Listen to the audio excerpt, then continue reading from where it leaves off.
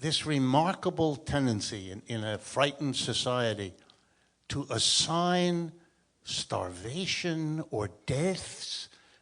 It's the only place in American culture where counting dead people seems to be a way to make an argument.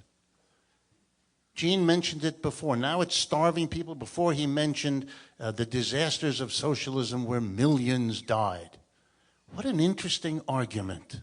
We're going to count millions dead. Well, what is it that capitalism's history shows us?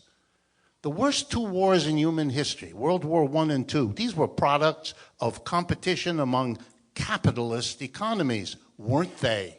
400 years of colonialism destroying two-thirds of the world were products of capitalist accumulation and competition. What kind of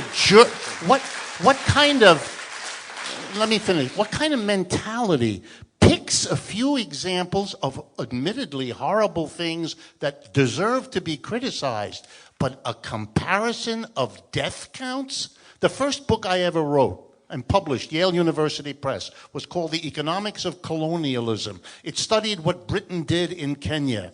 Britain arrived in Kenya in 1895 and set up the East Africa Protectorate. And 30 years later, 1930, when the Depression hit, I studied what happened in Kenya at that time. When the British arrived, they did a census, 4 million people. In 1930, they did another census, 2.5 million people. British colonialism killed millions of people in one small country. Multiply that. If you want to do the death count analysis, which I find bizarre, you're in very shaky ground attacking socialism on the basis of capitalism. And the same kind of cherry picking of your examples came with Gene and kibbutzim in Israel. Do worker co-ops sometimes fail? Of course they do. Do capitalist enterprises sometimes fail? You bet they do, all the time.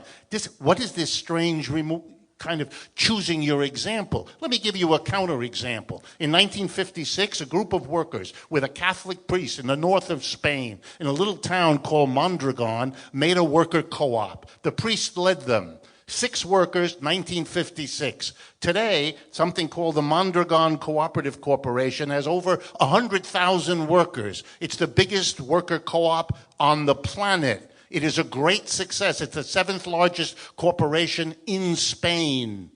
It is a successful worker co-op. 2 American corporations pay the Mondragon Corporation to have their scientists working alongside the scientists in this worker co-op. And the name of the 2 American corporations is General Motors and Microsoft.